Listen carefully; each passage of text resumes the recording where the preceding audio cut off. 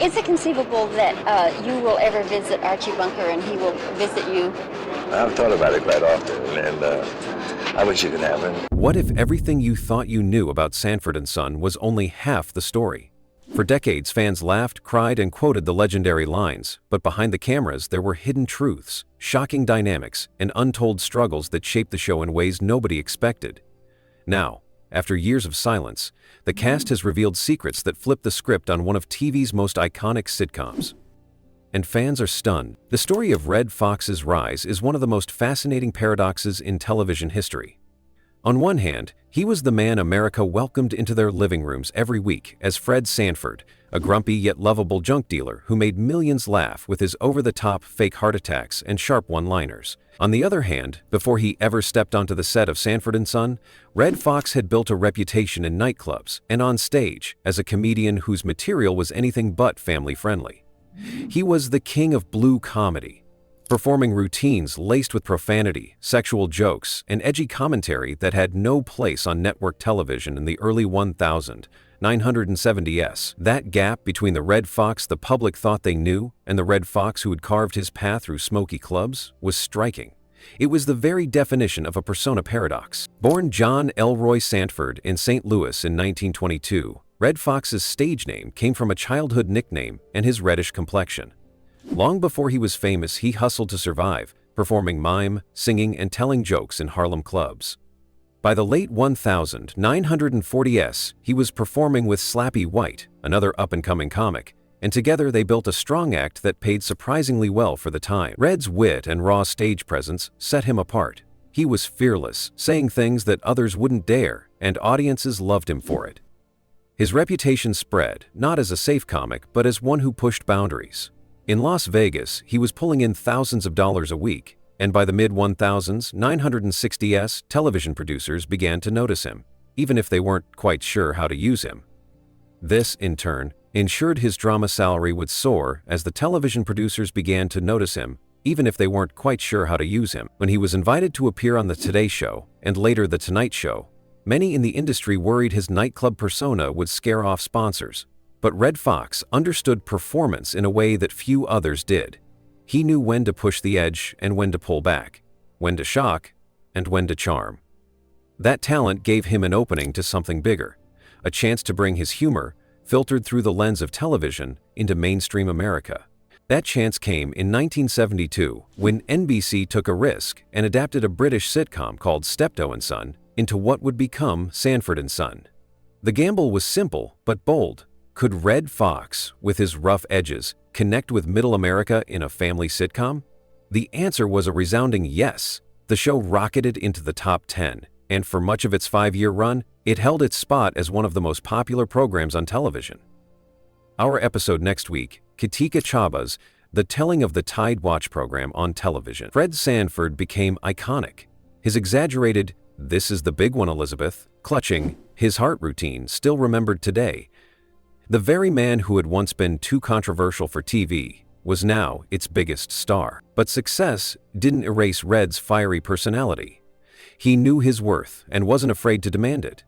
At the height of Sanford and Son's success, he was earning $35,000 per episode, a massive salary for the time. Still, he wanted more, not just for the money, but for the principle of it. He famously demanded $25,000, 0 cents a week plus an extra dollar just to earn more than Carol O'Connor of All in the Family, the biggest white star of the era. For Red, it was about proving that a black comedian could not only match, but surpass Hollywood's biggest names. His fight wasn't just for himself, it was for respect. In 1974, Red Fox made headlines when he walked off the set of Sanford and Son, citing health reasons, but also fueled by his dissatisfaction with NBC and his salary. For months, his absence forced the writers to work around Fred Sanford, and the producers even filed a $10 million 0 cents lawsuit against him. Yet in the end, Red Fox won. He returned to the show with a new deal that not only increased his salary, but also gave him 25% of the show's net profits. For a black performer in the 1970s, this was almost unheard of. He had bent one of the most powerful television networks to his will. The paradox of Red Fox lies in this transformation. He was a man who built his fame on jokes too raw for television, yet became the star of one of the most beloved sitcoms in TV history. He was both the junkyard king America adored and the rebel comic who never stopped pushing back against the system. His rise was not just about talent, but about resilience and an unshakable belief in his own value. Red Fox showed the world that comedy could be both rough and real, and that behind every laugh there could be a fight for dignity, recognition, and respect. The story of Red Fox is often remembered through the lens of laughter. For millions of viewers, he was Fred Sanford, the junkyard man with a quick tongue and a fake heart attack that became one of the most famous gags in TV history. But behind all the laughter, behind the roaring audiences and the iconic role, was a man carrying an enormous weight. His life off the screen was filled with struggles, disappointments, and heartbreaks that most fans never knew. That's the tragedy of Red Fox. The man who made everyone laugh the hardest was living a life that often felt like anything but a comedy. Red Fox's personal life was chaotic from the start. Growing up poor in St. Louis during the Great Depression, he didn't have an easy childhood. He hustled to survive, learning early that comedy could be both a shield and a way out. But while his talent eventually carried him out of the streets and into nightclubs, the hardships left scars that never really healed. He carried those same struggles into adulthood, problems with relationships, with money, and with trust. For all the confidence he showed on stage, in private, Red was often battling insecurities and pressures that seemed never-ending. One of the biggest tragedies of his life was his financial downfall. On Sanford and Son, Red Fox was one of the highest-paid television stars in the world. At one point, he was earning $35,000, 0 cents per episode, plus a cut of the show's profits. In Las Vegas, he made thousands of dollars a week as a headliner. To the outside world, he looked like a man who had made it big, someone who had gone from poverty to wealth through sheer talent and determination. But the truth was that Red lived far beyond his means. He loved flashy cars, expensive jewelry, and big houses. He enjoyed the lifestyle of a king, but he didn't manage his money like one. By the early 1980s, the fortune he had built had evaporated. In 1983, he filed for bankruptcy. Things got even worse in 1989 when the IRS raided his home and seized nearly everything he owned, claiming he owed $2,500,000, 0 cents in taxes, penalties, and interest. For a man who had once earned more than most stars in Hollywood, it was a devastating blow. It wasn't just about the money, it was about pride. To have it all and lose it, to be publicly humiliated by the government, left Red Fox bitter and broken in ways that few people ever saw. But his money problems were only part of the tragedy. His personal relationships often mirrored the same chaos. Red Fox married 4 times, and nearly all of those marriages ended badly. His love life was filled with turbulence, and many of his closest friendships suffered as well. The same sharp wit that made him so funny on stage could cut deeply in real life, leaving him isolated when he needed people the most. For someone who spent his career surrounded by laughter, Red Fox often found himself very much alone. Perhaps the most haunting tragedy of his life was the way it ended. In 1991, Red was working on a new sitcom called The Royal Family, produced by Eddie Murphy. It was supposed to be his big comeback, a chance to step back into the spotlight and remind America why he was such a legend. But on October 11th, during a rehearsal, he clutched his chest and fell to the floor. The cast and crew laughed at first, thinking he was doing his famous Fred Sanford bit, the fake heart attack he had used for years as a punchline. They waited for him to get up, to deliver a joke, to turn the moment into comedy as he always had. But this time, it wasn't an act. By the time anyone realized what was happening, it was too late. Red Fox had suffered a real heart attack, and he never recovered. The irony of his death was cruel. The gag that had brought him so much fame, the fake heart attacks that audiences adored, became the real tragedy that took his life. It was almost as if his most famous joke had come back to claim him. For his co-stars, the moment was horrifying. The slow realization that he wasn't joking was something they never forgot. For fans, it made his death one of the most surreal and heartbreaking moments in television history. Even in his final years, Red Fox was struggling. Despite decades of success, he was still fighting with money troubles, still trying to rebuild after bankruptcy, and still haunted by mistakes and missed chances. The man who had made America laugh for decades died with little to show for it financially, and with far too much pain weighing on his shoulders. And that's the part of his story that fans rarely see. It's easy to remember the laughter, the outrageous one-liners, and the junkyard sets of Sanford and Son. It's harder to face the truth that behind that laughter was a man who carried more tragedy than comedy. Red Fox gave everything he had to make people smile, but in the end, he paid a price that left his own life marked by sadness and loss. And maybe that's why his legacy matters so much, because it reminds us that even the funniest people, the ones who seem to have it all together, can be fighting battles we don't see. Red Fox was larger than life on screen, but off-screen, he was just as human as anyone else. Flawed, fragile, and ultimately vulnerable to the same tragedies that touch us all.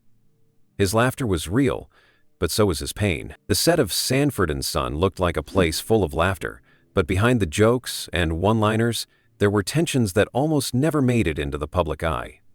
The show was groundbreaking, loved by millions, and gave audiences characters they would never forget. Yet, like so many other successful productions, the work that went into making it wasn't always smooth or easy. For the cast and crew, the atmosphere could shift quickly from lighthearted to tense, and those unspoken struggles shaped the history of the show in ways fans never knew. One of the biggest sources of tension came from Red Fox himself. He was the heart of the series, the man who brought Fred Sanford to life, and without him, there was no show. But Red was also unpredictable. He knew his value, and he wasn't afraid to use it. If he felt underpaid or disrespected, he was willing to walk away, and he actually did more than once. In 1974, he shocked everyone by leaving the show over salary disputes, forcing writers to explain his absence and scramble to keep the series going. For the rest of the cast, this created a sense of instability. They never knew when Red might clash with producers again, and that uncertainty made the work environment tense. The pressure of money was always in the background. Red wanted to be paid more than Carol O'Connor, the star of All in the Family, because he believed he was just as important, if not more. To him, it wasn't only about the paycheck, it was about respect. But for the network and the producers, this demand created constant friction. Every negotiation turned into a battle, and those battles rippled across the set. The other actors often had no choice but to wait and see if their jobs would continue, or if the star's demands would bring production to a halt. There were also cultural tensions. Most of the show's writers were white, yet they were tasked with creating dialogue for black characters living in Watts, Los Angeles. For Red Fox and other cast members, some of the scripts felt inauthentic. They would push back, sometimes forcefully, saying, "Black people don't talk like that."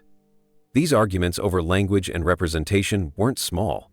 They cut to the heart of how the show would be perceived. Red wanted authenticity, even if it made executives nervous, while the network wanted something safe and broadly appealing. That ongoing tug-of-war added strain to nearly every episode. Even among the cast, relationships weren't always simple. Damon Wilson, who played Lamont, admired Red, but also felt the weight of his unpredictability. Wilson wanted to build his own identity as an actor, but he was often overshadowed by Red's massive personality on and off the screen. When Red abruptly left the show, Wilson wasn't even told directly. He found out from a newscaster. That lack of communication hurt him deeply and created an unspoken divide between the two men. They remained colleagues, and there was respect there, but underneath it all was a sense of betrayal that never completely healed. Other actors, like LaWanda Page, who played Aunt Esther, also dealt with the push and pull of Red's influence. She owed her place on the show to him. He fought to keep her when producers doubted her abilities. But that loyalty also came with pressure. Everyone knew Red's word carried weight, and when he was upset, it had a way of spreading tension across the entire set. Add to this the grueling schedule of a hit TV show, and the strain became even clearer. Shooting episodes back to back, constantly rewriting scripts, and trying to balance creative differences left little room for calm. The pressure to stay in the top 10 of television ratings was enormous, and every decision, from how a joke was delivered to how a storyline played out, carried extra weight. When you mix that with Red's battles over money and authenticity, the set could feel like a powder keg. And yet, much of this tension stayed unspoken. The audience never saw it. Fans at home only saw the final product. Fred Sanford's insults, Lamont's patience, Aunt Esther's sass, and the parade of friends and neighbors who made the show feel so alive. What they didn't see were the arguments over scripts, the frustration when Red didn't show up, or the way actors quietly carried hurt feelings, even as they delivered their lines. The irony is that those unspoken tensions may have fueled the very energy that made the show so unforgettable. The sharp exchanges between Fred and Lamont weren't just funny. They carried a bite that came from two actors who sometimes clashed in real life. Aunt Esther's fiery comebacks felt even stronger knowing that LaWanda Page had once been on the verge of being cut from the show.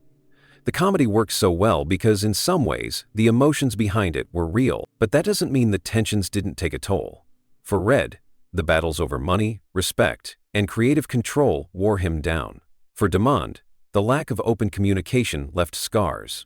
For others, the stress of working under such high stakes created lasting memories of both pride and exhaustion. Looking back, the set of Sanford and Son was a place where laughter and pressure lived side by side. The joy that audiences saw was real, but so were the frustrations that never made it to the screen. The show gave the world unforgettable comedy, but behind the scenes, the unspoken tensions shaped its legacy just as much as the jokes did. When people think of Sanford and Son, the first names that come to mind are usually Red Fox and Demond Wilson. They were the heartbeat of the show, the bickering father and son who turned a junkyard into one of the funniest places on television. But the legacy of Sanford and Son doesn't end with them. The rest of the cast, the actors who brought to life Aunt Esther, Grady, Bubba, Rollo, Donna, and more, each carried stories that were often just as fascinating, sometimes even more surprising, than the characters they played. Their lives off-screen remind us that television is only a small piece of who these people really were. Take LaWanda Page, for example, the unforgettable Aunt Esther. On screen, she was the Bible-thumping, sharp-tongued sister-in-law who never missed a chance to put Fred Sanford in his place. Fans loved her because she could go toe-to-toe with Red Fox, something few characters could manage. But away from the cameras, LaWanda had a past almost no one could have guessed. Long before she became Aunt Esther, she worked as a fire-eating performer known as the Bronze Goddess of Fire. She would light cigarettes with her fingertips, swallow flames, and even press burning torches to her skin. She once admitted she burned herself more than once doing those acts, but it was how she made a living. Later, she shifted into comedy, but not the clean kind people saw on Sanford and Son. She was famous for blue comedy. Raw, edgy, and very adult. Red Fox, who had known her since childhood, was the one who made sure she got her spot on the show. Producers doubted her at first, but Red threatened to walk if she was fired. Thanks to him, Aunt Esther became one of television's most iconic characters, and LaWanda built a career that lasted for decades. Then there's Whitman Mayo, who played Grady Wilson, Fred's best friend and one of the funniest supporting characters on the show. With his stooped walk and slow, high-pitched voice, Grady was the perfect foil to Fred's loud personality. Viewers thought he was an old man, but Whitman was actually only in his early 40s when the show began. He based Grady's mannerisms on his own grandfather, creating a character that felt both believable and hilarious. What fans didn't know was that before acting, Whitman lived many different lives. He served in the army, picked grapes, worked in dairies, and even played professional volleyball in Mexico. After Sanford and Son, he got his own short-haired spin-off, Grady, and later taught acting at Clark Atlanta University. He even ran a travel agency. His career showed that an actor could be more than just one character. Even if Grady remained the role most remembered, Don Bexley, who played Bubba, had one of the most surprising careers of all. Bubba was Fred's loyal but sometimes clueless friend, a character who always seemed to make things funnier without even trying. But Don's life off-screen was far richer than most people realized. He was already a seasoned entertainer before Sanford and Son, working as a dancer, singer, orchestra director, and stand-up comic. He made history as the first black stand-up comic to perform in the Borscht Belt, a popular resort area in New York.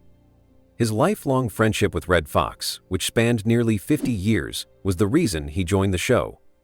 Red personally invited him, giving Don his first TV role at the age of 62. Their bond was so strong that Don later served as an honorary pallbearer at Red's funeral. For Don, Sanford and Son wasn't just a job, it was the chance to share the screen with one of his dearest friends. Nathaniel Taylor, who played Rollo Lawson, Lamont's smooth-talking best friend, brought another layer of charm to the show. Rollo was slick, streetwise, and always in some kind of trouble, but audiences loved him. Off-screen, Nathaniel's life took a tougher path. After the show ended, his career slowed down, and in 1986 he was arrested on burglary charges with his brother. The case made headlines, and it was a difficult chapter for someone who had once been a familiar face on primetime TV. But Nathaniel didn't let that define him. Later in life, he opened a performing arts studio for young actors, trying to give back to the community and help others avoid the mistakes he had made. His story is one of redemption and resilience, showing how people can turn hardships into lessons for others. Lynn Hamilton, who played Donna Harris, Fred's kind-hearted girlfriend, had one of the most steady and respectable careers of the cast. While she might not have had the flashiest role, her character gave Fred's story balance and warmth. Lynn was already an accomplished actress before Sanford and Son, with years of stage work, including with the New York Shakespeare Festival. After the show, she appeared in The Waltons, Good Times, and even in the groundbreaking miniseries Roots: The Next Generations. Off-screen, she lived a stable, quiet life compared to some of her co-stars. She was married to poet and playwright Frank Jenkins for nearly 5 decades, until his death in 2014. Her legacy is one of professionalism, grace, and quiet strength in an industry that often thrives on chaos. Each member of the supporting cast carried something surprising with them. Some, like LaWanda Page and Don Bexley, had long histories as performers that most fans never saw. Others, like Nathaniel Taylor, faced real struggles after the fame faded, but found ways to give back. Even Whitman Mayo, remembered mostly for his funny old man act, showed that actors could create meaningful lives outside the roles that made them famous. Together, these legacies add depth to Sanford and Son. The show wasn't just about Red Fox and Demond Wilson, though their partnership made it legendary. It was also about the people around them, the friends, neighbors, and family members who made the world of Watts feel alive. Without Aunt Esther's fire, Grady's lovable foolishness, Bubba's loyalty, Rollo's charm, and Donna's patience, the show wouldn't have been the same. What makes their stories even more meaningful is how human they are. These actors weren't just characters on a screen. They were performers who carried wild pasts, faced financial troubles, endured health struggles, fought for respect, and found redemption in unexpected places. Their legacies prove that television is only one part of a person's journey. Behind every laugh track is a real life, sometimes messy, sometimes heartbreaking, but always worth remembering.